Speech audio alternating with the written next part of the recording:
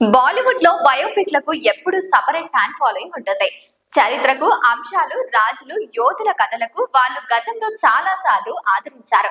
గతంలో రిలీజ్ అయిన సామ్రాట్, పృథ్వీరాజ్, తానాజీ, పానీపట్, బాజీరావు, మస్తానీ, పద్మావత్ చిత్రాలకు బాక్సాఫీసుల వద్ద భారీ వసూళ్లు రాబట్టాయి.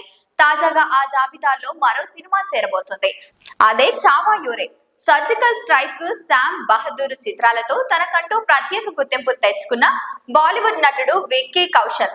అయితే ఈ సినిమాలలో విక్కీ ఛత్రపతి శివాజీ మహారాజు కుమారుడు షంబాజీగా నటిస్తున్నారు. ఆయన జీవిత చరిత్ర ఆధారంగానే ఈ సినిమా తెరకెక్కబోతోంది.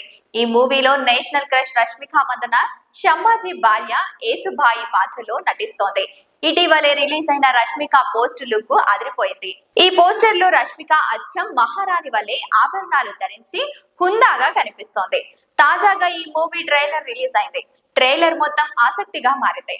ట్రైలర్ లో వందలాది మంది శత్రువులతో పోరాడే యుద్ధ వీరుడు షంబాజీగా తన నట విశ్వరూపం చూపించాడు విక్కీ కౌశల్.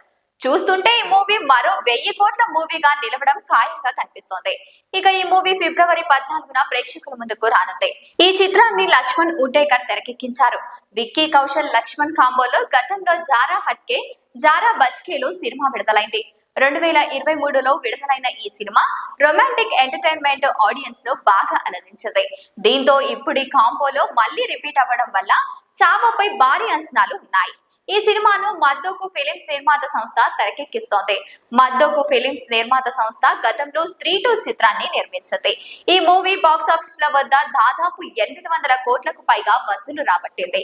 స్త్రీ 2 తర్వాత మద్దోక్ ప్రొడక్షన్ నుంచి వస్తున్న మూవీ కావడంతో ఈ సినిమా 1000 కోట్లు కొల్లగొడుతుందని ఇండస్ట్రీ వర్గాలు అంచనా వేస్తున్నాయి.